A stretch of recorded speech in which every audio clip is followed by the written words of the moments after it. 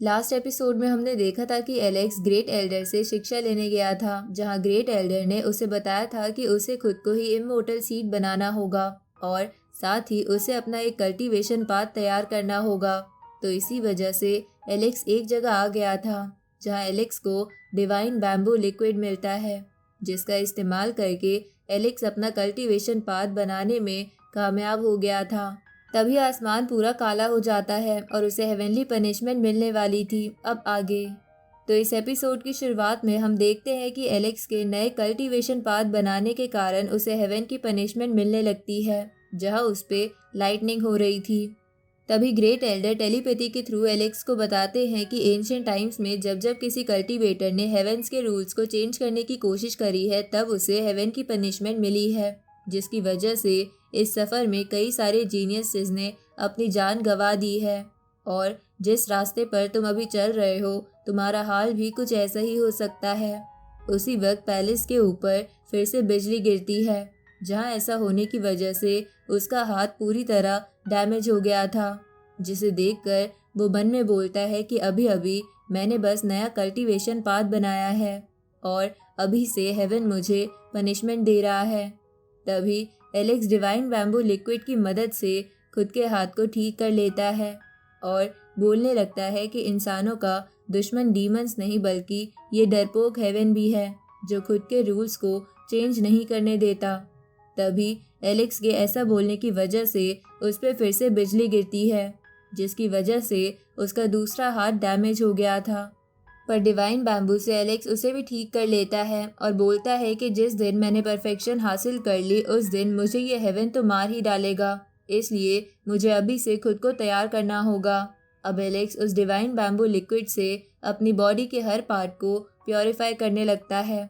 और अपना wheel of reincarnation निकाल कर पास वाले ट्री से और भी बहुत सारा बैम्बू लिक्विड निकालता है, जहां वो बैम्बू लिक्विड एलेक्स की बोन्स, बॉडी और यिंग यांग टेक्निक में मिलके उसे और भी स्ट्रांग बना रहा था। तभी फिर से उस पर लाइटनिंग होती है,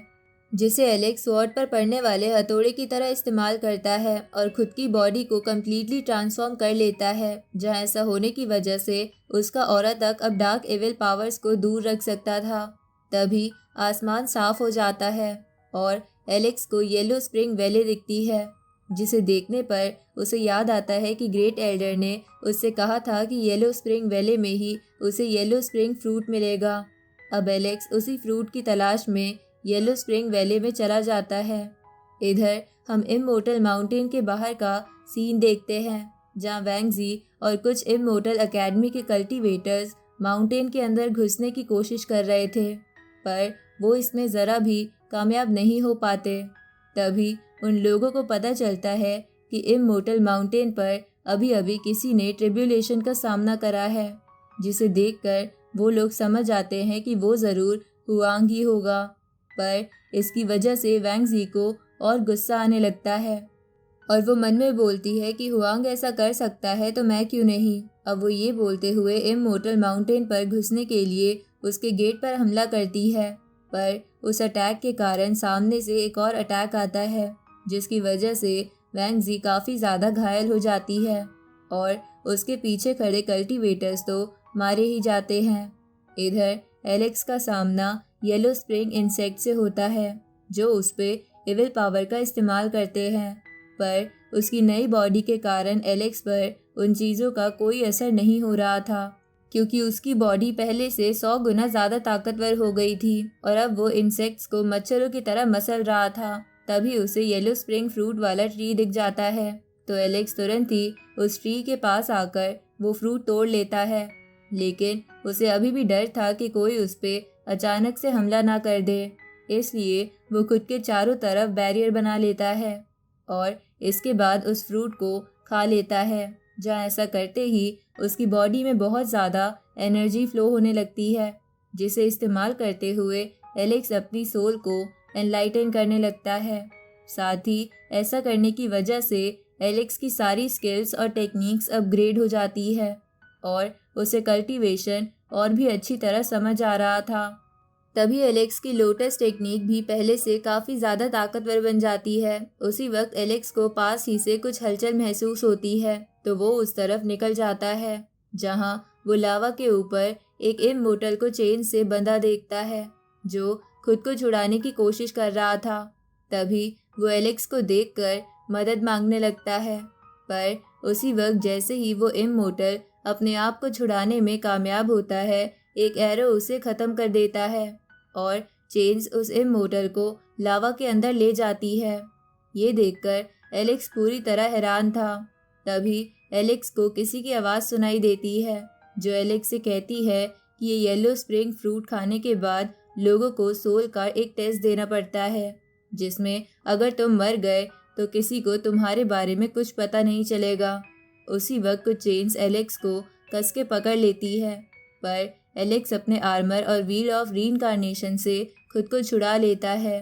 तभी उस पे कई सारे एरोज से हमला होता है जिन्हें वो अपनी स्वॉर्ड से डिस्ट्रॉय कर देता है। उसी वक्त एलेक्स को चेन्स फिर से पकड़ लेती है और उस पे लाइटनिंग गिरती है, जिसकी वजह से एलेक्स धीरे धीरे बेहोश होते हुए इल्यूजन में फंसता जा रहा था। थोड़ी देर बाद हम एलेक्स की सोल को देखते हैं जो एक वीरान से इलाके में भटक रही थी, पर उसे समझ नहीं आ रहा था कि वो कौन है और कहाँ से आया है। तभी उसे एक बॉडी दिखती है जो उसे फेमिलियर लग रही थी, जिसे टच करते ही उसे सब याद आ जाता है कि उसका नाम एलेक्स है और वो सी किंगडम का एम्परर है और वो फिलहाल येलो स्प्रिंग इल्यूजन में फंस चुका है। अब एलेक्स उस इल्यूजन से निकलने की कोशिश करता है।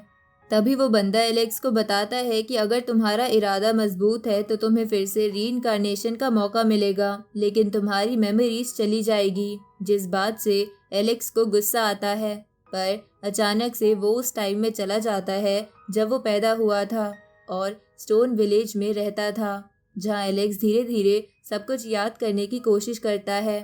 क्योंकि वो अपनी पुरानी स्ट्रेंथ के बारे में भूल चुका था। अब पहली लाइफ गुजर जाने के बाद एलेक्स को सेकेंड लाइफ मिलती है, जिसमें एलेक्स और प्रैक्टिस करने लगता है और थर्ड लाइफ में वो खुद को सी किंगडम का एम्परर पाता है, लेकिन वो अब भी इस जगह से बाहर नहीं निकल पा रहा था। इसलिए फोर्थ लाइफ में आते ही एलेक्स प्रैक्टिस करते हुए अपने दिमाग पर और जोर डालने लगता है, जिसकी वजह से उसे मोटा लड़का रैबिट गर्ल गॉड ल्यू उसके मास्टर भी एक एक कर याद आ जाते हैं और वो अपनी सारी टेक्निक्स भी याद कर लेता है, जिसकी मदद से वो उस इल्यूजन से बाहर निकलने की कोशिश करता है। जहाँ ऐसा करने पर उसके सामने कई सारे दरवाजे और चेन आ जाती है, जिन्हें चीरता हुआ एलेक्स उस इल्यूजन से बाहर आ जाता है और बाहर आने पर वो देखता है कि उसके हाथ पर 4 रीइंकार्नेशन के सिंबल बन चुके हैं। अब एलेक्स उसी जगह के पास जाता है जहाँ से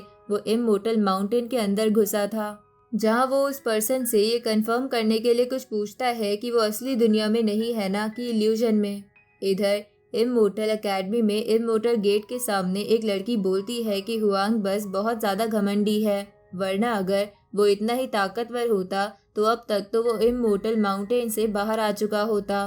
तभी एलेक्स वहाँ आ जाता है और उस लड़की से कहता है कि क्या मेरे पीछे बात करने से तुम्हारी स्ट्रेंथ बढ़ जाएगी। उसी वक्त वैंग जी नोटिस करती है कि एलेक्स वहाँ बड़े आराम से चल पा रहा था, बल्कि बाकी सब वहाँ पर बड़ी मुश्किल से मूव कर पा रहे थे। तभी वो दूसरी लड़की एलेक्स से पूछती है कि क्या तुम्हें वो डिवाइन बैम्बू लिक्विड मिल गया था, पर एलेक्स उस लड़की को इग्नोर करके आगे बढ़ने लगता है।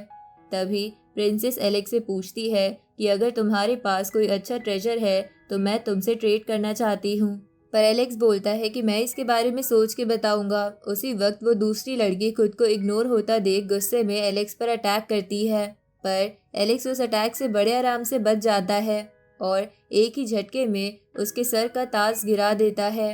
ये देखकर वो लड़की घबरा जाती है और एलेक्स से माफ़ी मांगती है, तो एलेक्स ये कहकर वहाँ से चला जाता है कि अगर तुम्हारे अंदर लड़ने की हिम्मत ना हो तो मुझे चैलेंज मत किया करो।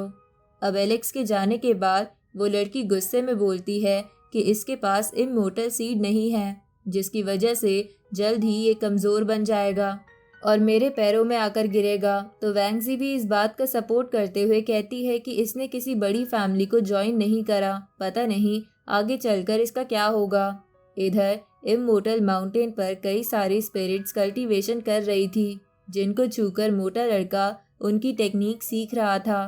तभी उसके पीछे से एक हाथ आता है, तो मोटा लड़का तुरंत ही मुड़ के उस पर अटैक करता है, पर वो एलेक्स था जो बड़े आराम से उस अटैक से बच चुका था।